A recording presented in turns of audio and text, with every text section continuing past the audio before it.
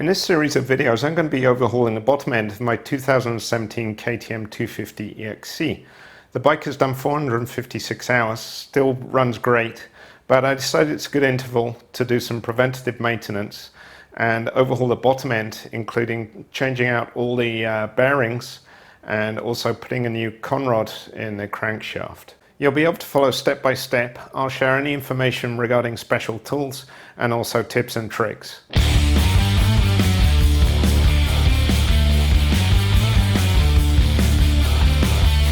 In this video, I'm going to be reassembling the bottom end by installing my newly rebuilt crankshaft and replacing all of the bearings. Here you can see the two crankcase halves. I initially used some kerosene and this brush to clean all the oily deposits off, and then some soapy water, and then blew it out with air to dry it off. And it's come out really clean, so I'm pleased with that. And next I cleaned all the gasket surfaces. I've still got this area to clean off, and I'm using a KTC ceramic scraper, which is purposely designed to clean gasket surfaces. This one's 12mm wide, and I think it's pretty much the perfect size for motorcycle cases. And it's large enough to clean areas like this, and it's small enough to easily control on the thinner parts. I'll put the part number of this in the description of the video in case you're interested in buying one of these. You just keep it at a relatively shallow angle and carefully scrape, and the gasket material that's left comes off very easily. And then once you've done that, you can use soft cloth and some parts cleaner to clean it up fully. Definitely take your time and make sure you don't scratch it.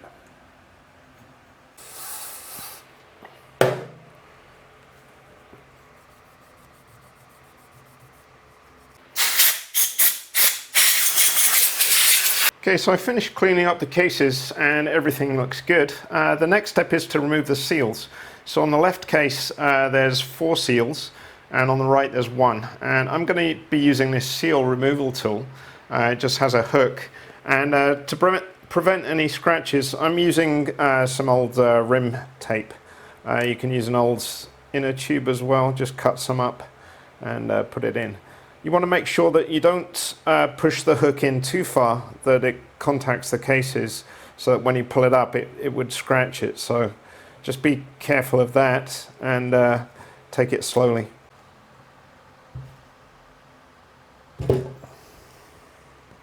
And that came out relatively easy. And on the right case I've still got the distance sleeve installed, so I'm going to remove that first and then remove the seal.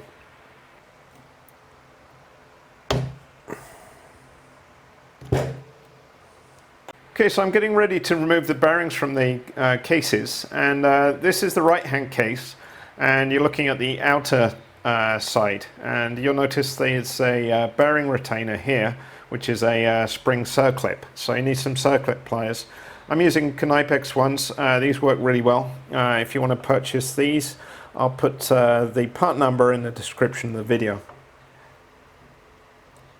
And just lift it out, and then you can flip it over.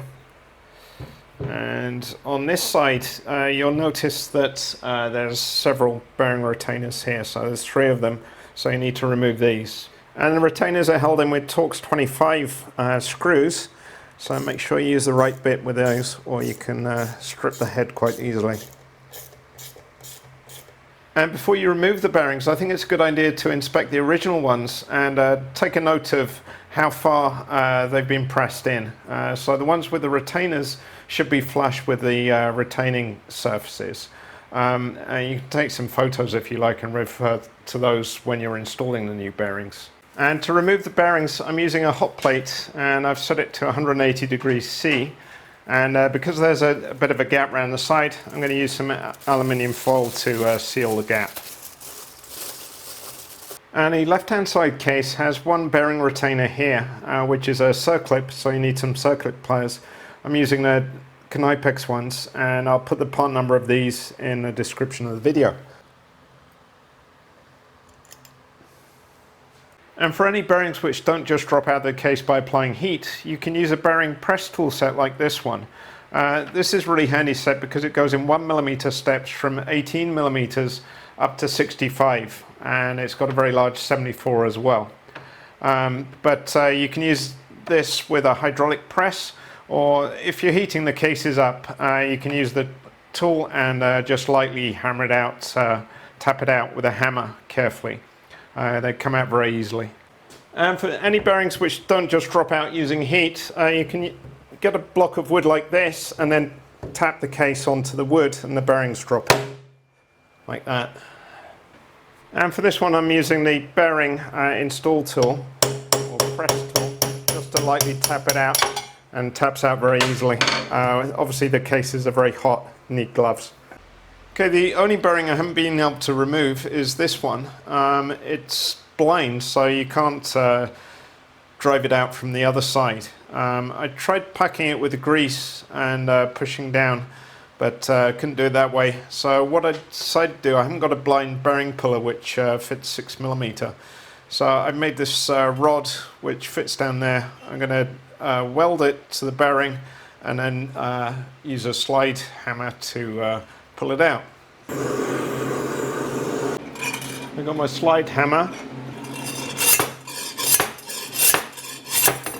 There we go, came out. Okay, I now have all the bearings out of both of the cases, and I've cleaned up all of the bearing journals in the cases, and also there's a port on each of the cases which feeds from here to the main bearing on the crankshaft, and it's important to clean that out and make sure it's clear.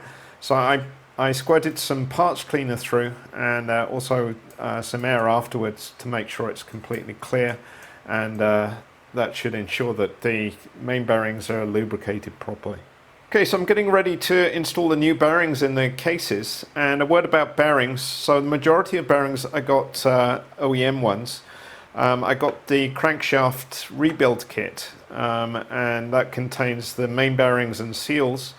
But a few bearings I knew exactly what they were on the grade, so I went ahead and ordered some from a local bearing supplier and saved a bit of money there. But if you're not sure about what they are, I definitely recommend getting the OEM bearings, so you know there's not going to be an issue.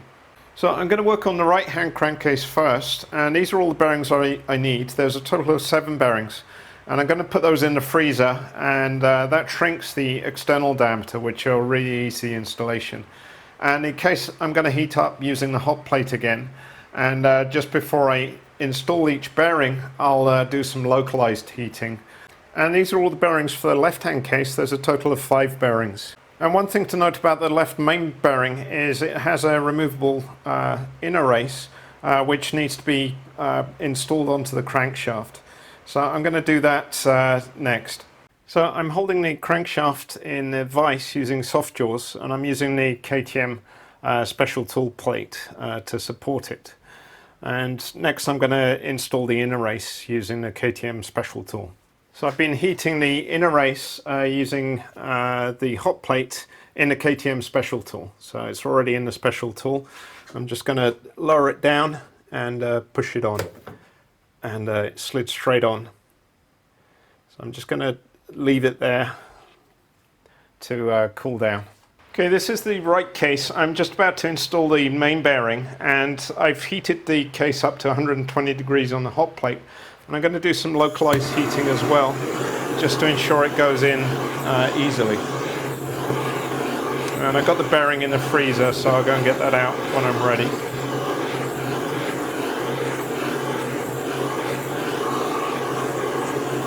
Okay, I'll try that.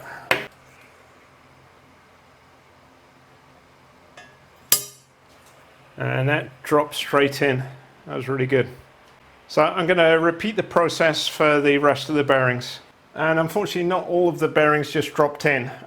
What happens is if you don't get them aligned exactly right when you drop it in when it's cold, it heats up very quickly and then gets stuck. So I'm having to press in a few using my hydraulic press. But they do go in easily, so it's not really much of a problem. Okay, so I've installed all of the bearings. Now I'm going to install the seals and bearing retainers. So this is the right hand side case, and this is the balancer shaft bearing, and I'm going to install the retainer. And these Circlips, they typically have a sharp edge and a smooth edge because they're stamped from steel. It's good practice to have the sharp edge out. It makes it less likely to come loose. So that's what I'm going to do. There isn't actually that much difference on the outer edge, but the inner one is somewhat sharper on this side, so I'm going to have that out.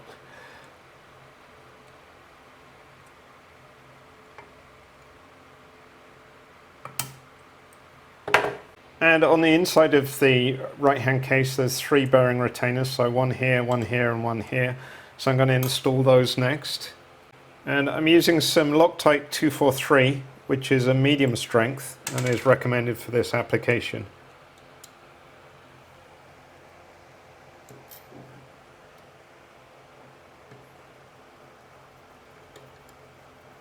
And then I'm torquing these to 7 Newton meters.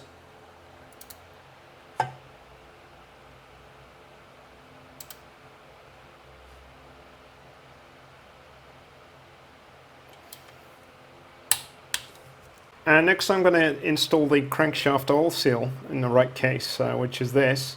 And I'm going to use this Tokyo Offroad crankshaft oil seal press tool. It obviously doesn't have the crankshaft in place. It was designed so the crankshaft would guide it and stop it wobbling side to side. But I think I'll be able to use it okay to drive this in. So I'm going to smear some silicone grease on the seal itself, and that will help it, will prevent it from tearing when the crankshaft is installed. And then I'm going to put it on the press tool, and it has a stop, so it will drive it flush into there. And then you need to align it so it's straight, and then just tap it in with a hammer.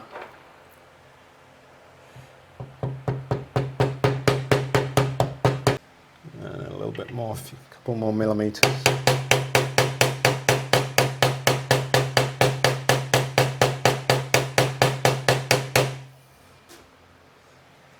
Almost flush.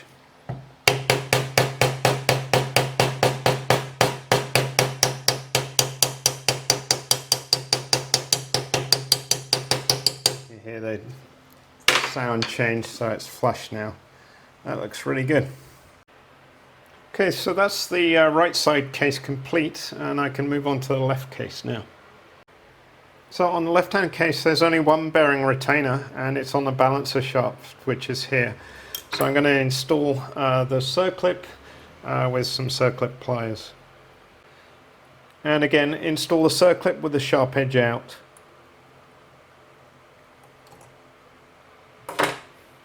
And always check that it's seated correctly in the groove. And that looks fine. Next I'm going to install the crankshaft seal, and I'm going to smear some silicone grease on the seal. And I'm going to be using the KTM special tool. I'll put the part number in the description of the video. And it has a collar on it to stop it being pressed in too far.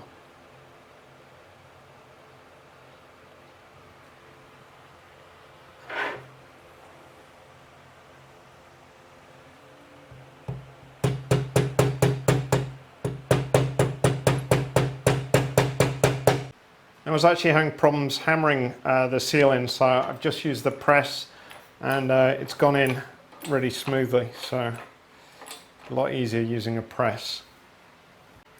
And that looks really good. If you are hammering it by hand, check it very regularly. If it starts getting canted, stop and reposition it. It's actually very difficult to get right. So this is the left-hand case, and I've installed the crankshaft seal, the balancer seal, and also the gear shift seal. So the last one is the countershaft seal, and I have a Tokyo Offroad countershaft oil seal press tool, which I'm going to use. So the seal just snaps on, And ordinarily you'd have the countershaft there, and you can use a bolt and press it in very easily. Obviously I don't have the countershaft to keep it straight, so I'm going to see how it goes.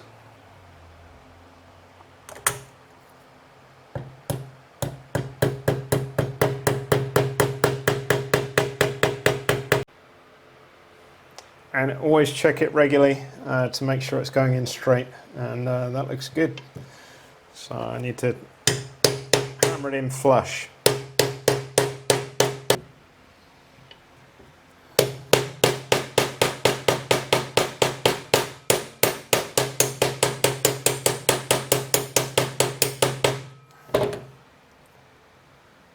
That looks good. And when inspecting the countershaft, it's a very good idea to inspect for wear in this area where the sprocket attaches. And I always use Moly 60 paste on here to help prevent wear. And I'm looking now and I can't really see any noticeable wear. This lip is machined, so that's not wear at all. But these surfaces are in very good condition. So highly recommend using some high moly lubricant, a paste lubricant, between here and the sprocket, and that will definitely extend the life of the countershaft. Also, one other thing is the bearing. It has an inner race, which normally when you take it off it stays on the countershaft. So I'm going to be putting on a new bearing race when I reinstall this. And here you can see the countershaft disassembled. I've inspected everything and everything looks in really good shape. Couldn't find any damage at all. I'm just going to be replacing the bearings, so there's 4 sets of bearings in total, and I've got new bearings. Here you can see one of the retainer clips, which are a little bit tricky to get out, but as I mentioned before, having some pliers like this, I actually modified the tip of these ones by filing a little bit, making the tip smaller, and it can easily grab the retainer and spread it apart. And you can see I've laid out all the parts in order, so it's very easy for me to reassemble. And I take note of the orientation as well, so I pick it up and put it on the shaft this way. It's a really good idea to take a photo of the shaft before you disassemble it, so you have a reference in case you don't remember something, and you can check afterwards that it's exactly the same. And for reassembly, I'm using Permatex Ultra Slick engine assembly, and this will help prevent any damage early on.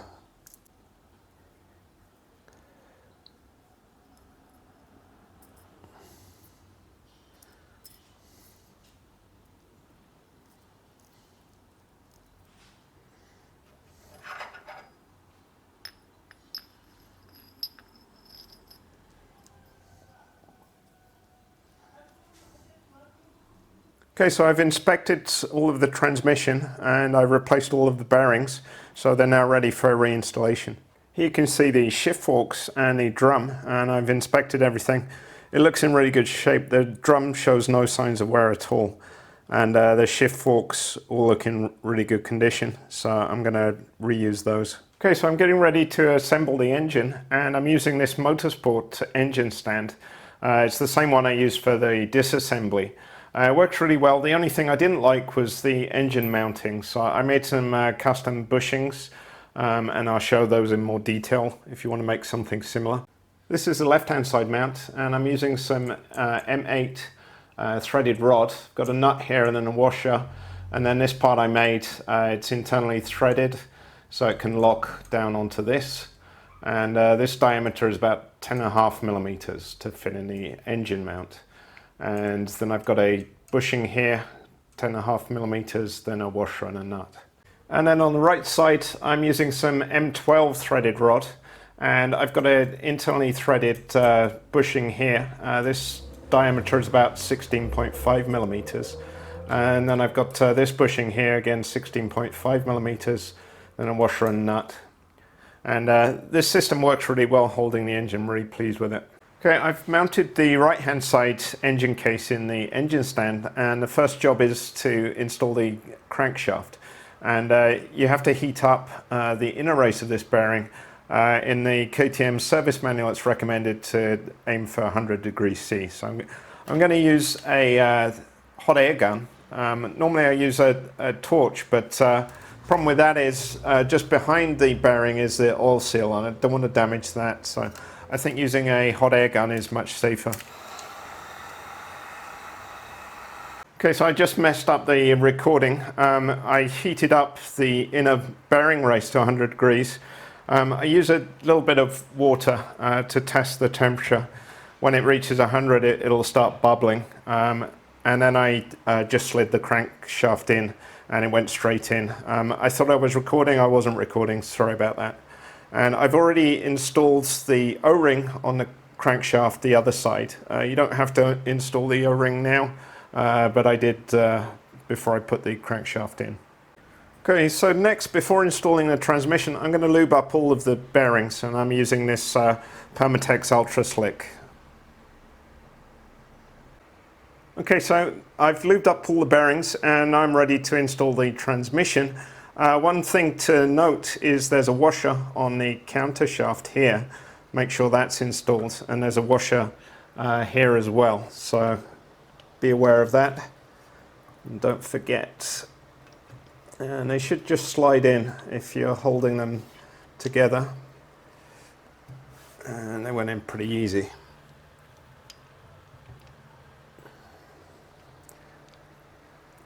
And I'm going to tilt the stand back so it doesn't fall over and drop out.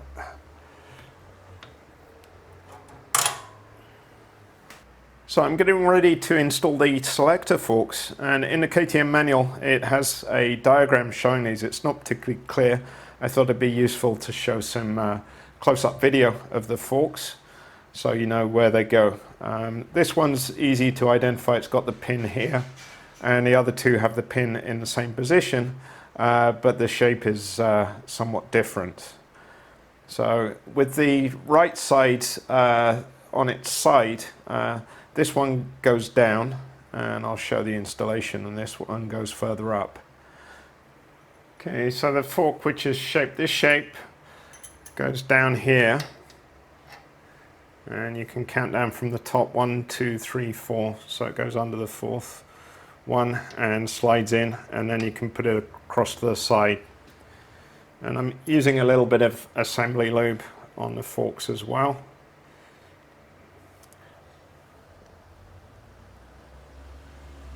And this one slides in here under the second one. You slide that over as well. And then the last one to install installs over here. You can count down 1, 2, 3 underneath the third one. Okay, now I'm ready to install the shift drum, and to do that you need to position the forks, these two away this way and this one away this way as well. And if you do that, it should slide in easily. And the drum has this cutout here, and it should be orientated in this position. And then you can slide the forks over and engage them into the drum. And it's important that they obviously stay in the correct slot while you're assembling everything and don't drop out. I'll show a close-up when I've finished this, but they slide in pretty easily. Okay, so here you can see this side of the shift drum, and you can see the forks are engaging here and also here. And this is the other side, and you can see this fork is engaging here. Okay, so once you've confirmed that the forks are engaged correctly in the drum, you can go ahead and install the fork shafts, and they should just slide in quite easily.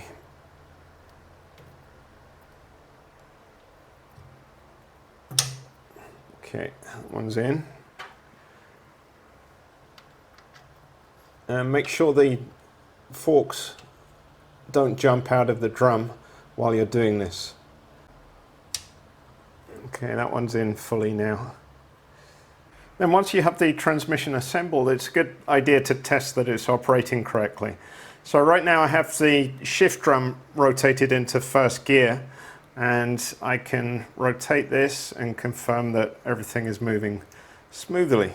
And next I'll try and put it into neutral, and you can see there the countershaft is not moving.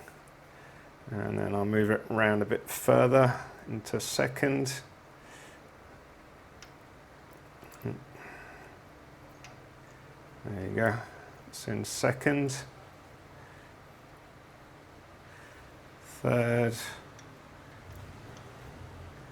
fourth, fifth, it's actually sixth now.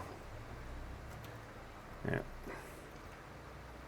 So it looks like it's all working right, which is good.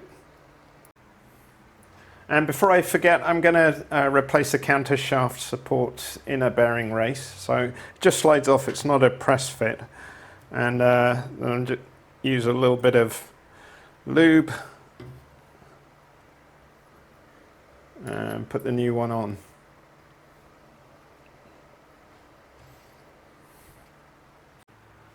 Okay, so I'm getting ready to put the left-hand case on, and I've transferred the dowels from the left-hand case. They actually came off in the left-hand case.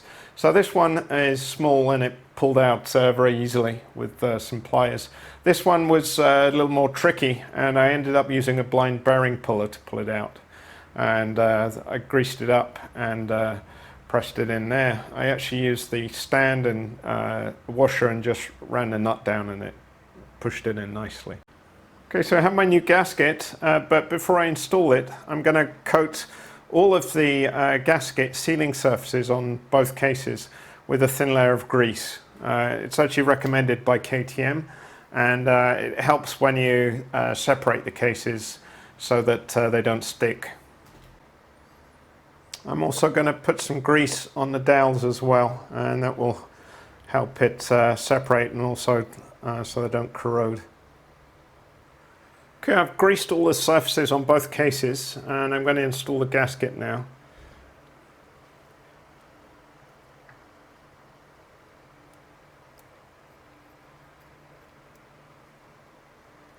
And I've turned the engine round just to point out that the gasket spans this gap and also the air intake gap, and it's best to leave these intact until you've joined the two halves together, then you can cut it.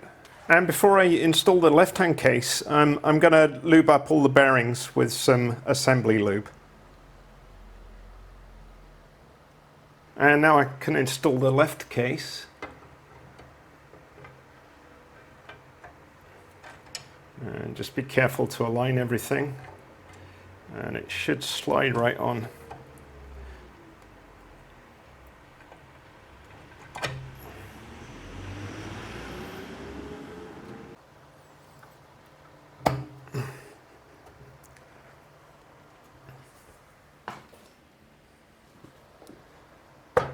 And there we go.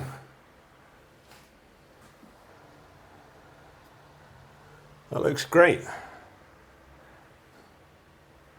And then check all around to make sure the gasket is still in place before you install any bolts. So now I'm ready to install the engine screws, and when I removed them I made this template so I know exactly where they go.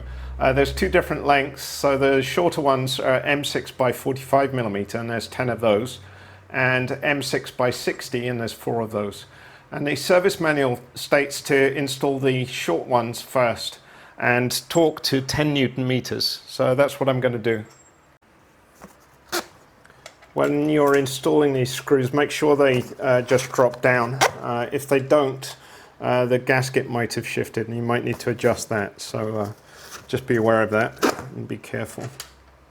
And I'm going to snug them down by hand first, and I'll work in a crisscross pattern. There's so many of them, there's not a particular order as such, but just try and do it evenly. Okay, so I've snugged all the bolts down by hand, and I'm going to torque them to 10 Newton meters. So again, I'm going to do this in a crisscross pattern.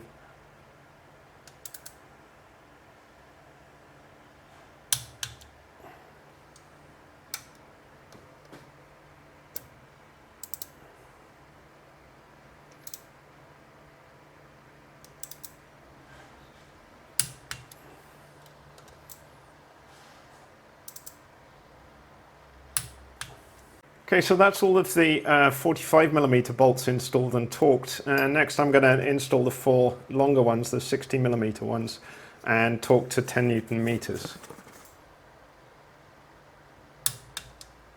Okay, so that's all of the screws installed and torqued to 10 Newton meters. As a final check, it's a good idea to go around all of the bolts and check the torque one more time.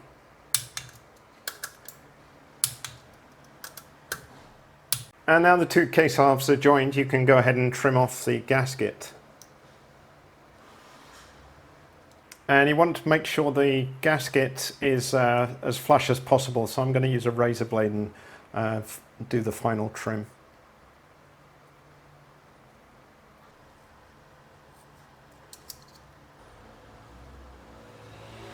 Okay, so I've turned the engine over and I've put some silicone grease on the crankshaft oil seal here, and I've also put some silicone grease on the distance sleeve, and I'm going to push that in and make sure it goes in with the beveled surface first, and that it should just push in easily.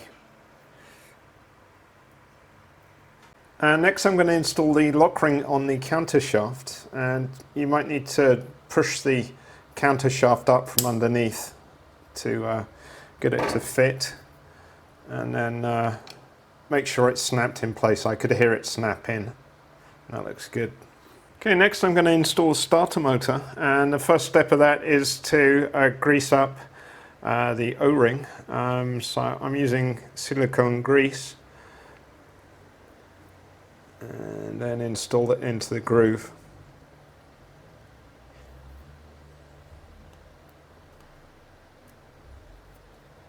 Make sure it's seated correctly all the way around. That looks good. And I'm going to be installing a brand new starter motor. The original one did 450 hours, which I think is a good life, but it's quite a lot of work to change out the starter motor. So I think this is a good interval to put a new one in, so that's what I'm going to do. The new starter motor comes already fitted with this O-ring. I'm just putting some silicone grease on it. And then you can go ahead and install it.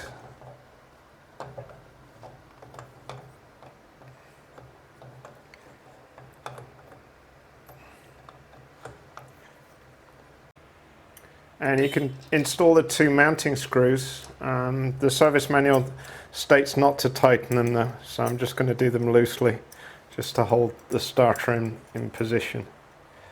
And then you do the torque later on. And I've flipped the engine over and you can see the starter motor here, and I'm going to install this collar.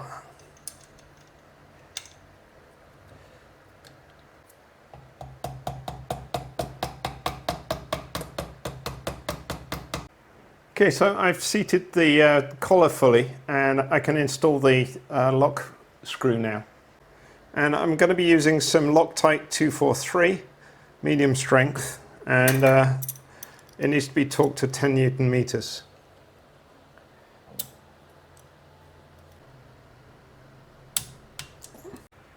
And I flip the engine over and I'm going to torque the starter motor screws. These are 10 Newton meters. And the last step of the starter motor install is to install the cover. And it has a long bolt, which is quite difficult to access, so I'm using a Torx bit.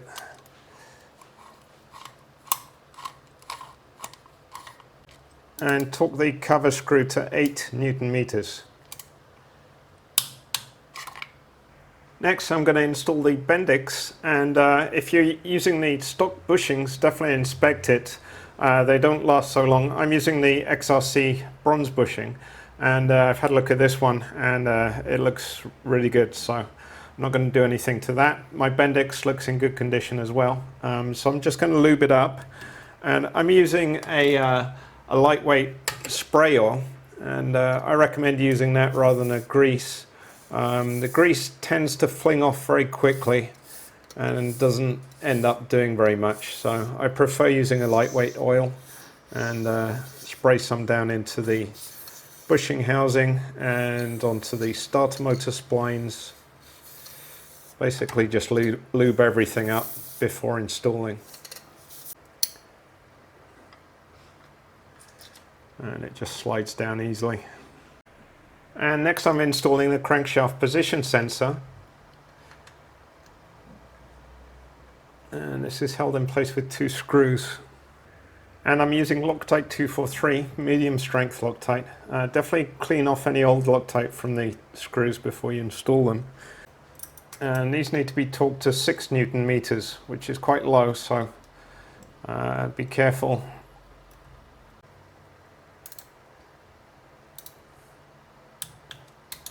Okay, next I'm going to install the rotor onto the crankshaft. A couple of checks to make. One is that the woodruff key is in place, which it is.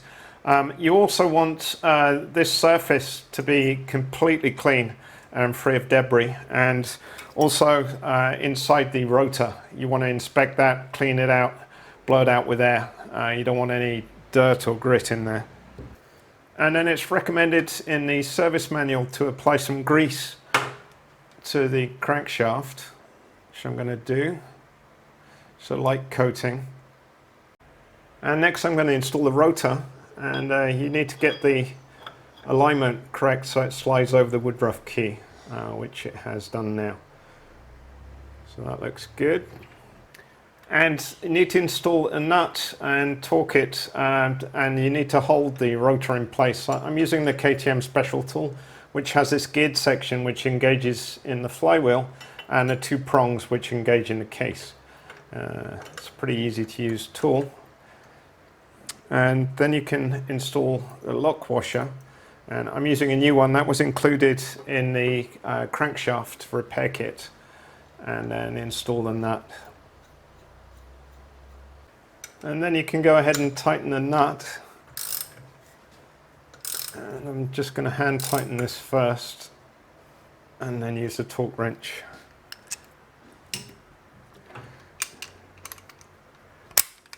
And the torque for this is 60 Newton meters.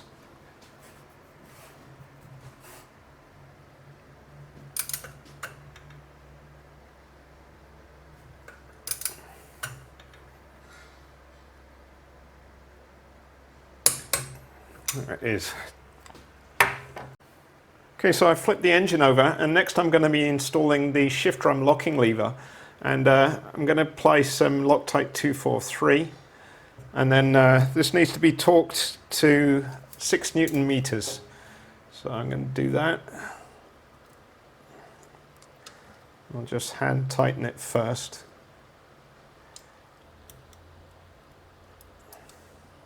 And then torque it to 6 Newton meters.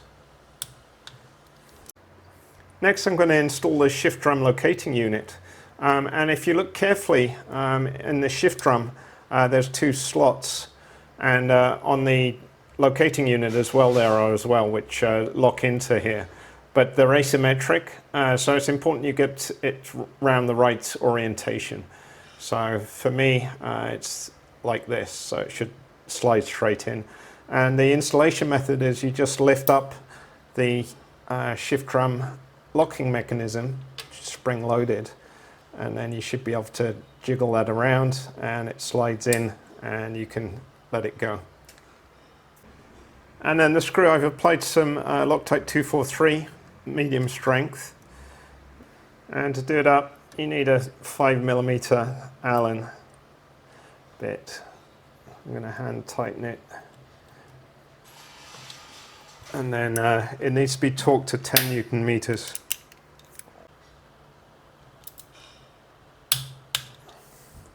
Okay, next I'm going to install the shift shaft, and it has a washer here, so make sure that's installed.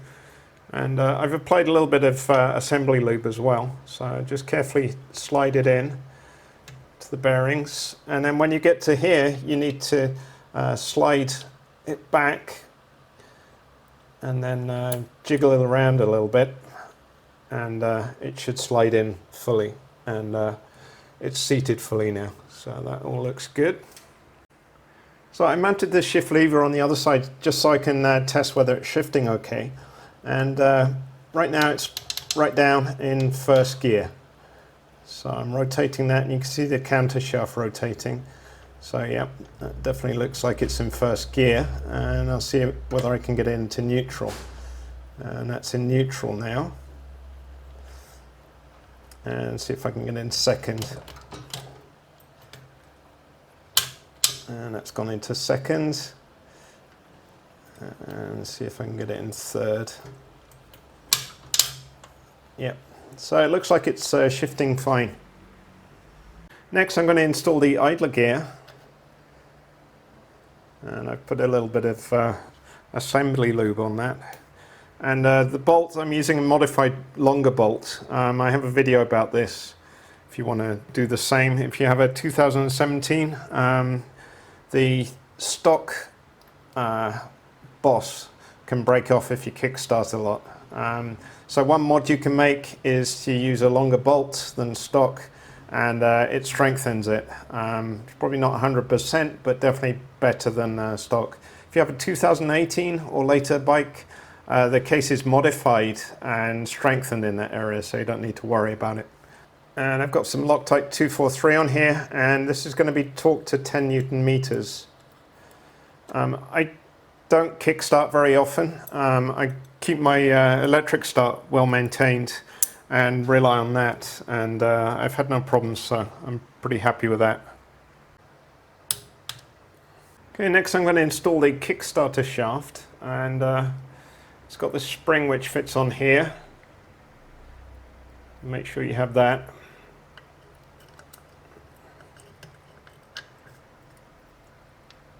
And it goes in pretty easily. You just have to align it with the idler gear, and then the main spring locates here.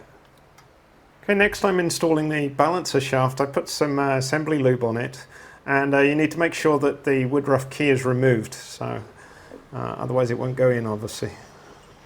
And do it very carefully through the seal so you don't damage it. And then push it right through. And that looks good. And I've turned the engine round, and I need to install the woodruff key into the balancer shaft. And that's what it looks like. It's pretty small. So here you can see I have it partially installed, and I'm going to use the Knipex to finish it off, press it fully in.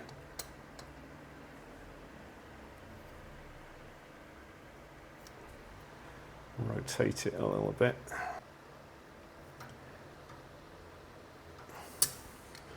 And there you can see it fully pressed in. And next I'm going to install the balancer drive gear. And you obviously have to align this with the woodruff key for it to go on.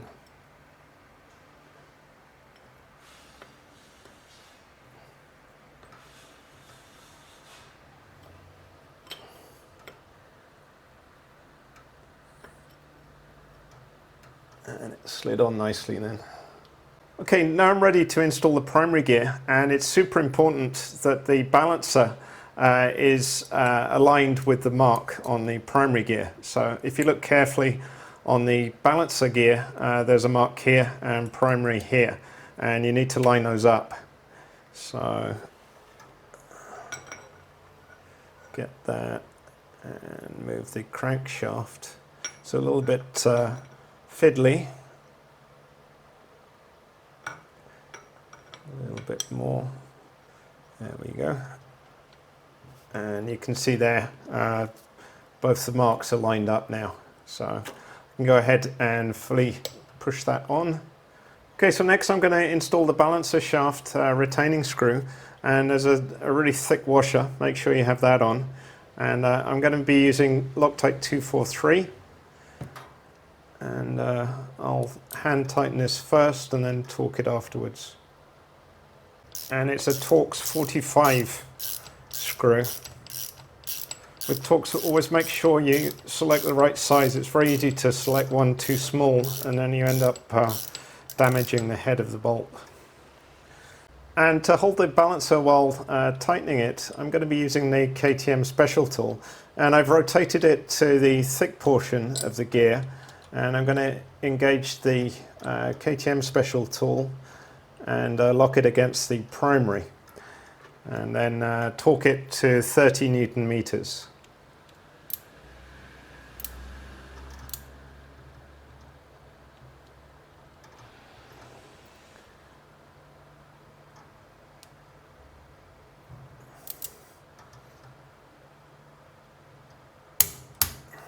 Okay, can remove the tool. Okay, now I can start working on the clutch, and I've got a new collar bushing which I'm going to install, and a new roller bearing, and I'm going to lube this up with assembly lube and install the roller bearing. And I'm now ready to install the clutch basket, and it's always a good idea to inspect it, and you'll find it will over time wear on these edges, and certainly once you can start feeling them, it's probably time to change it. Mine still looks in pretty good shape. These are easy to change out anytime, so I'm certainly not going to do it now, and once it starts getting worn and you can feel it, it will start affecting the clutch engagement. So for now it looks fine, and I'm going to continue using this.